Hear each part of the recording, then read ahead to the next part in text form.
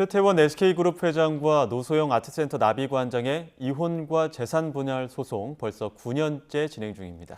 최근 파기환송심에서 최 회장이 노 관장에게 재산 분할로 9,440억 원을 지급하라 이렇게 판결한 가운데 이의 제기가 가능한 시한이 이제 하루도 남지 않았습니다. 사회부 신기혜 기자와 함께 자세한 이야기 나눠보겠습니다. 어서 오세요. 자, 이제 재상고를 하려면 오늘 자정까지는 해야 되는 상황인 거죠? 네, 그렇습니다. 오늘 자정인데요. 이게 판결은 지난달 24일에 나왔습니다. 그런데 양측이 판결문을 바로 송달받지 않고 지난 1일 새벽 0시, 그러니까 송달 간주되는 기간까지 버틴 셈이라고도 할 수 있는데요. 민사나 가사 사건은 판결문 송달로부터 2주 안에 이의 제기를 할 수 있기 때문에 1일 새벽 0시부터 계산해서 오늘 자정까지 재상고 기한이 됩니다. 네, 우리 시청자분들을 위해서 파기환송심 선고 내용을 다시 한번 짚어주시죠. 네, 파기환송심에서는 최 회장이 노 관장에게 재산 분할로 9,440억 원을 지급해야 하고 지연되는 경우 이자는 연 5% 비율로 가산하라고 명했습니다. 이 정도 액수가 나오게 된 건 재판부가 최 회장의 주식을 부부 공동재산으로 판단했기 때문인데요. 노 관장의 SK 관련한 대외 활동은 물론 가사 활동도 재산의 가치를 형성하는 데 기여했다고 본 겁니다.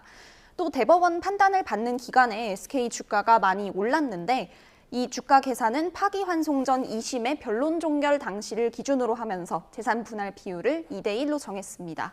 다만 주식 자체를 떼어주게 되면 이 경영권에 영향을 미칠 수도 있기 때문에 재판부는 전액 현금으로 지급하라고 명했습니다. 만약 어느 쪽이라도 오늘 이제 재상고를 하게 되면 어떤 부분이 쟁점이 되는 겁니까?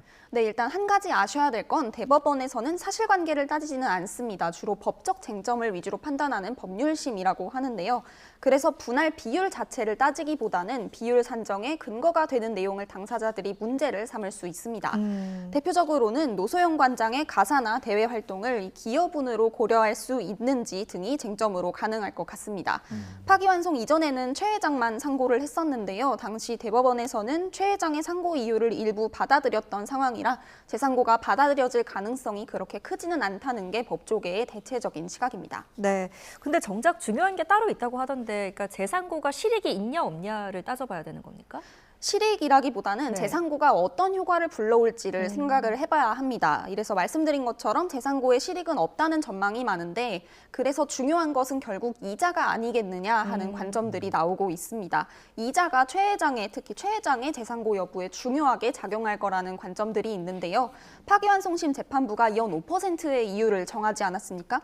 여기에 따르면 지급이 늦어지면 하루마다 1억 3천만 원씩의 이자가 더 붙게 됩니다. 하루마다요? 네, 그렇습니다. 그래서 이걸 단순하게 계산해보면 한 달이면 39억 원이 되는 셈인데요. 그래서 최 회장이 현금으로 1조 가까운 돈을 마련할 수 있느냐가 중요한 관건이 될 텐데 네. 이 재상고로 판결의 확정일을 미루게 되면 재상고를 하면 판단이 다시 대법원으로 넘어가게 되니까 확정일이 미뤄지게 되는데 이게 최 회장 입장에서 중요할 수 있지 않겠느냐는 그런 관측들이 조심스럽게 나오고 있습니다. 네, 지금 세계 이혼, 이 소송이 쭉 9년 동안 이어지고 있는데 그간의 과정들도 좀 짚어볼까요? 네, 우선 2015년에 최 회장이 언론사에 보낸 편지가 있습니다. 노소영 씨와의 결혼 생활을 더 지속하기 어렵다라는 주제로 보낸 편지인데 여기에서 최 회장이 혼외자의 존재까지 공개를 했습니다.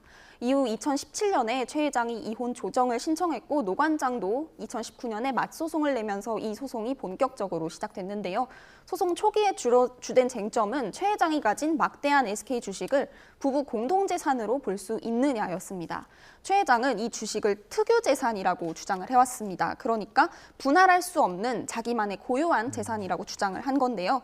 그러면서 했던 주장이 뭐였냐면 자신은 자수성가형 사업가가 아니라 승계 상속형이다. 그러니까 이 재산은 아버지한테 물려받은 것이다라는 주장을 한 겁니다. 쉽게 말하면. 그리고 역시나 혼이 난 뒤에도 노 관장이 이 SK의 기업 가치라든가 하는 재산을 형성하는 데에 기여하지 않았다. 이런 취지로 주장을 했었는데요. 1심에서는 이 주장을 받아들여서 SK 주식을 분할 대상에 넣지 않았습니다. 그래서 노 관장에게 재산 분할로 665억 원을 지급하고 위자료는 1억 원을 지급하라고 판결을 했습니다. 네, 근데 2심에서 상황이 좀 달라졌죠? 네, 그렇습니다. 노소영 관장이 2심에 들어서면서 모친 김옥숙 여사의 자필 메모를 재판부에 제출을 했습니다. 이 메모는 1998년에 작성한 건데요. 화면에도 나가고 있는데 김 여사의 자필로 선경 300억이라는 내용이 적혀 있었습니다. SK의 옛 이름이죠. 그리고 이와 함께 50억 원 단위로 약속어음 4장도 함께 제출을 했는데 이 어음 역시 선경 300억이라는 내용이 적힌 봉투 안에 들어 있었습니다. 이 어음 같은 경우는 최종현 선대회장이 노태우 전 대통령 측의 금전 지원 증빙의 의미로 작성해 준 거라는 게 노관장 측의 설명이었습니다. 네, 즉 아버지 노태우 전 대통령이 최종현 SK 선대회장에게 300억 원이라는 막대한 금전 지원을 해줬고 이게 부부 공동 재산의 토대가 됐다는 게 노소영 관장 측의 주장이었습니다. 그러니까 2심에서는 이 노소영 관장 측의 주장과 전략들이 통했다고 봐야 되는 거죠?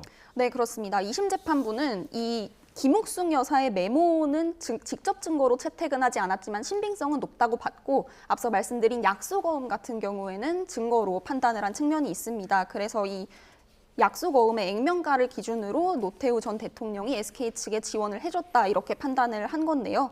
그러면서 이 부분을 노소영 관장의 기여분으로 볼 수 있다고 판단했습니다. 그러면서 자연스럽게 SK 주식은 분할 대상 재산에 포함이 됐습니다. 이렇게 되면서 재산 분할 액수는 1조 3,800억 원으로 대폭 늘어났고요. 최 회장이 지급해야 할 위자료 역시 20억 원으로 대폭 뛰었습니다. 여기에 대해서 최 회장은 즉각 반발하면서 상고를 했는데요. 당시 발언 한번 직접 들어보겠습니다. 제6공화국의 후광으로 SK 역사가 전부 부정당하고 이는 사실이 아닙니다. 그러니까 이 부분이 대법원에서 또 뒤집힌 거죠? 네, 그렇습니다. 대법원은 이 노 전 대통령의 금전 지원이 이루어졌는지 아닌지는 판단하지 않았지만 만약에 실제로 이루어졌다고 하더라도 여기는 어디까지나 불법적인 방법이라고 선을 그었습니다. 노 전 대통령이 과거 거액의 뇌물을 받아서 수사를 받았었는데 이러한 사실과 비자금이 전달됐다는 시기나 경위 등을 고려하면 이 300억 원의 출처는 뇌물로 보인다는 겁니다. 그러면서 이런 식의 금전 지원은 법의 보호 영역 바깥에 있기 때문에 재산 분할 과정에서 고려해서는 안 된다고 판시를 했고 그래서 재산 분할 부분은 파기환송을 시켰습니다. 다만 이혼은 확정됐고 위자료 20억 원도 확정이 됐습니다. 근데 이제 파기환송심에서 또 재산 분할로 1조 가까이 인정된 부분은 어떤 부분인 겁니까? 네, 이른바 노태우 비자금이라고 하지 않습니까? 이 노태우 비자금 없이도 노소영 관장의 독자적인 기여를 법원에서 어느 정도 인정해준 측면이 크다고 보입니다. 또 대법원 심리를 거치던 시기에 SK 주가가 많이 올라서 이 주가 계산의 기준 시점이 새로운 쟁점으로 떠오르기도 했는데요. 재판부가 이 모든 요소를 고려해서 내놓은 결론이 2대1 그리고 9,440억인 건데 재판부가 현금 지급을 명했고 또 대법원에서 SK 주식이 부부 공동재산이라는 결론이 바뀌지 않을 가능성도 크기 때문에 최 회장 입장에서는 이 막대한 재원을 빠르게 마련하는 게 최대의 고민거리일 것으로 보입니다. 예, 알겠습니다. 여기까지 듣겠습니다. 지금까지 사회부 신규혜 기자와 함께 이야기 나눠봤습니다. 고맙습니다.